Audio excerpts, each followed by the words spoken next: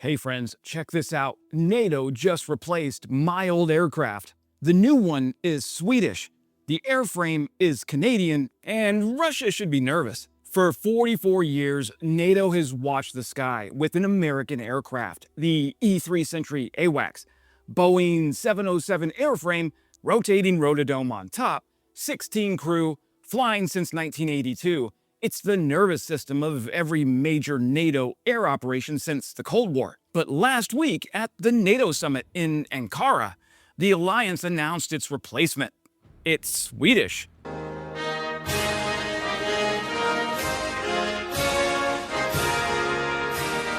The radar is made by Saab. The airframe is a Canadian Bombardier business jet, and the US, which walked away from the E-7A Wedgetail replacement program last year, told Europe to figure it out. Well, Europe just figured it out.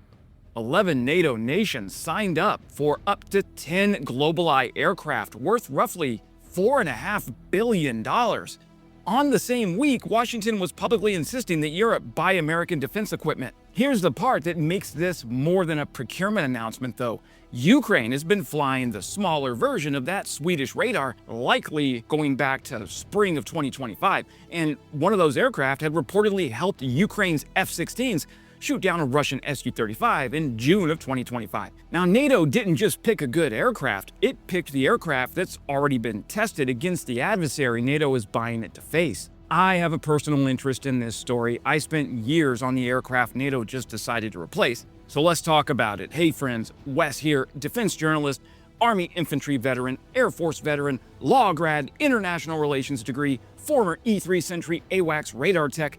Today, we're covering NATO's selection of the Saab GlobalEye as its next airborne early warning and control aircraft, why Saab beat Boeing, why Ukraine's connection to this story matters, and why Canada is now building both the airframe and buying the same aircraft. Oh, and why this is one of the more consequential defense industrial decisions NATO has made since the Cold War ended. I wonder what Boeing is thinking at this exact moment.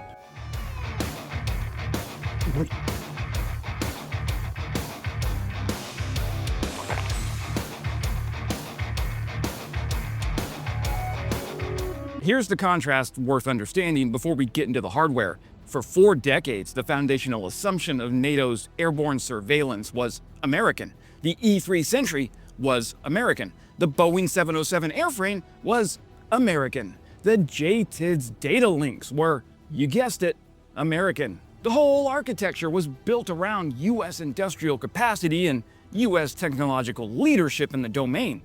That assumption died quietly in November of 2025 when the US Air Force canceled its own E-7A Wedgetail procurement in favor of space-based sensors. Now, I love space, but folks, the space-based sensor layer isn't there yet. We're a good 5 to 10 years away from that being a reality. That decision triggered a chain reaction that left NATO's planned replacement program without its strategic and financial foundation. The US walked. 11 NATO nations were left holding a capability gap and a 2035 deadline. They solved it by hiring Sweden. That's not a knock on anyone, it's a signal about where the defense industrial center of gravity in NATO is moving and who's been building the relevant technology while everyone else was watching. Let me explain what GlobalEye is and why it's different from what it's replacing. The Saab GlobalEye pairs the Erie-Eye extended range radar with a Bombardier Global 6500 business jet airframe.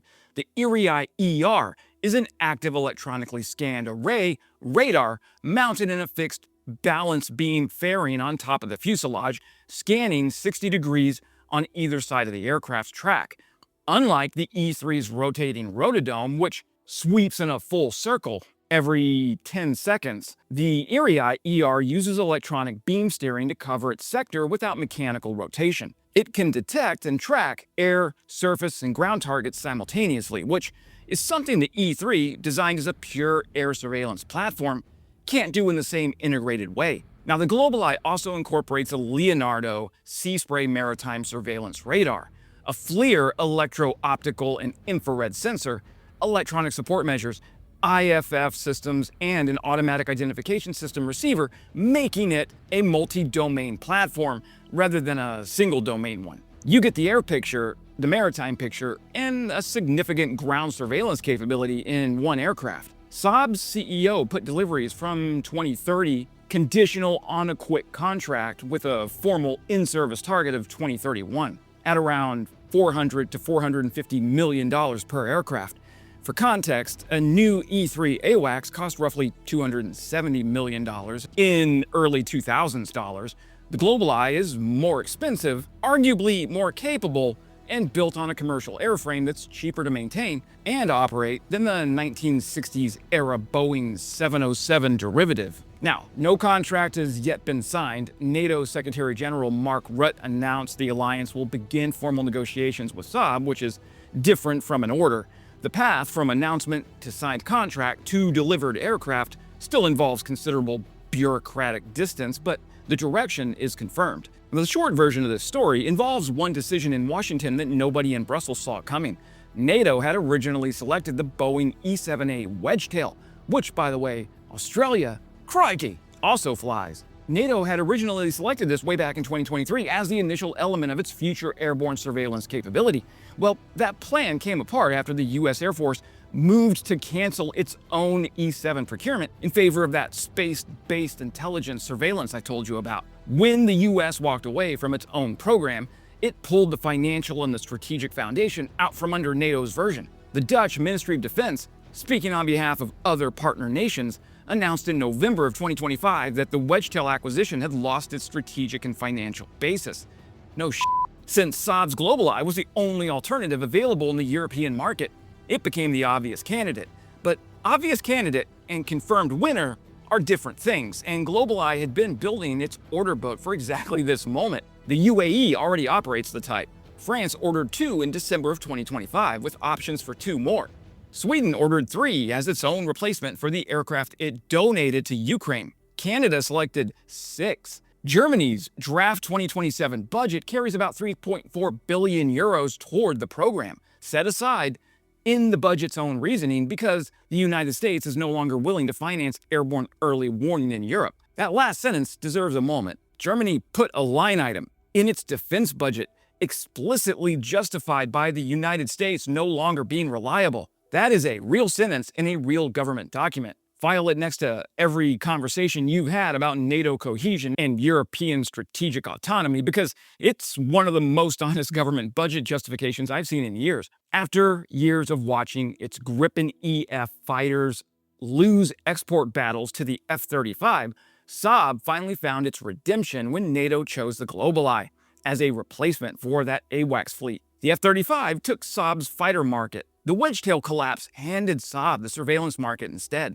It's a strange path to winning, but winning is winning. The E-3 AWACS is the air picture. When NATO or coalition forces conduct any major air operations, somebody up there at 29,000 feet is building a real-time picture of who's in the sky, where they are, where they're going, and what they're likely to do. That crew of 17-ish people, mixing pilots, navigators, and mission specialists, is the difference between an air operation that sees the battlefield and one that's guessing. The thing that makes this job, though, genuinely hard is the volume. On a busy night, you're not tracking 5 contacts, you're tracking hundreds. Mixed military and civilian, some squawking transponders and some not, some at altitude and some floor-hugging in ways designed specifically to stay off the ground radar. You build that picture continuously, in real time, under the pressure of knowing that what you miss gets people killed. Well, what the GlobalEye's ER radar adds to that picture is that multi-domain capability, the ability to simultaneously track low-flying drones and cruise missiles alongside aircraft. That's the capability that the mission has been missing for 30 years. The E-3 was built for the Cold War air battle, massed Soviet aircraft, clear altitude bands, relatively predictable threat signatures. The current threat environment includes Shahed drones at 200 meters altitude, hypersonic glide vehicles, cruise missiles, terrain following at 50 meters, and fighter aircraft mixing in commercial air corridors to complicate the picture. The E-3 can see most of that, but the GlobalEye is built to sort it. Now, Sweden donated both its Saab 340 AEW&C aircraft to Ukraine in May of 2024 as part of its biggest military aid package to Ukraine at that time, worth approximately $1.25 billion. Now, these aircraft carry the earlier generation E-3 radar, not the extended range version in GlobalEye, but the same fundamental technology family. They give Ukraine what it never had before, a domestic airborne early warning capability independent of NATO aircraft flying missions from Polish and Romanian airspace. The E-3 radar system aboard the Saab 340 can detect low-flying cruise missiles like the KH-59 Mark II at distances of around 160 kilometers, helping cover gaps in Ukraine's ground-based radar networks. And then, in June of 2025, one of Ukraine's Saab 340 AEW&C aircraft reportedly participated in the first ever shootdown of a Russian Su-35 by an F-16. The E-3 radar built the picture. The F-16 executed the intercept. The kill chain worked. Sweden ordered 3 GlobalEye aircraft as its own replacement for the Saab 340s it donated to Ukraine. Now, Sweden gave Ukraine the old aircraft and bought the upgrade, but NATO then bought the upgrade too. So the lineage goes: Ukraine gets the E-3 family, proves it works against Russia, Sweden upgrades to GlobalEye, and then NATO follows. That's technology demonstrated in combat against the adversary everyone else is buying it to deter. And here's the honest state of play with what this announcement actually is. Saab has not signed a contract or received an order from NATO for GlobalEye yet. NATO Secretary General Mark Rutte made sure to say that we're about to begin formal negotiations. That's bureaucratic speak for, okay, we've agreed on a direction and now begins the process of agreeing on a price. So a timeline, work share arrangements, sustainment contracts, basing agreements, and the 40 other things that have to be resolved before the metal moves. The 2031 in-service target is Saab's stated goal, conditional on a quick contract, and NATO's procurement history suggests a quick contract in a large multinational aircraft program. The E-3 AWACS will retire around 2035. That's the hard deadline. Whether GlobalEyes are operational before the gap opens is the question procurement officials in 11 capitals are right now working to answer. The U.S. withdrawal from the program also creates a structural asymmetry worth naming. The original E-3 AWACS fleet was a shared NATO asset, partly underwritten by American participation and operating under American technical standards. GlobalEye will be a European-led program without U.S. participation. That means European nations carry the full bill. European industry gets the contracts, and the European operational doctrine has to evolve without the historical U.S. backstop. Whether that's a problem or a feature depends on who you ask in Brussels in 2026. You know, when I was stationed at Tinker Air Force Base in Oklahoma City working on that E-3 Sentry AWACS, we had options to TDY or PCS over to work on the NATO birds, which I never got to do, but it would have been a cool assignment. It's sad to see those NATO E-3 Sentries go. And here's what this decision actually represents beyond the aircraft. At a summit whose organizing demand was that Europe buy more and buy American, the alliance's flagship surveillance program went to a Swedish sensor suite on a Canadian jet. That's the sentence that contains the whole story. NATO spent a year being lectured about buying American, then it hired Sweden for the most important surveillance contract in the alliance's history, because Sweden had the technology, the track record, and the demonstrated capability against the relevant adversary. And here's the irony of the whole thing. The United States is now reconsidering buying the E-7A Wedgetail, to which NATO is like, too late, buddy. So the alliance isn't necessarily walking away from the US. It's just doing what competent military organizations do. Buy what works for the mission. The GlobalEye works. Ukraine proved it against Russia. France, Sweden, and Canada confirmed it with procurement decisions. 11 NATO nations signed up. Germany put it in the budget and cited American unreliability as the justification. The E-3 Sentry was America's gift to the alliance's surveillance architecture for 4 decades. Its replacement is a reminder that capability earns its place regardless of flag. Saab spent a decade losing fighter contracts to Lockheed Martin. Well, it just won the one that matters. Washington canceled its own replacement program, walked away from the NATO version, and told Europe to manage its own surveillance architecture. So, Europe hired Sweden. So my old aircraft is getting replaced. I've seen the replacement fly. The picture it builds is better. The threat it's watching is the same one Ukraine's been training the system against for a year. Russia should find that combination deeply unfunny.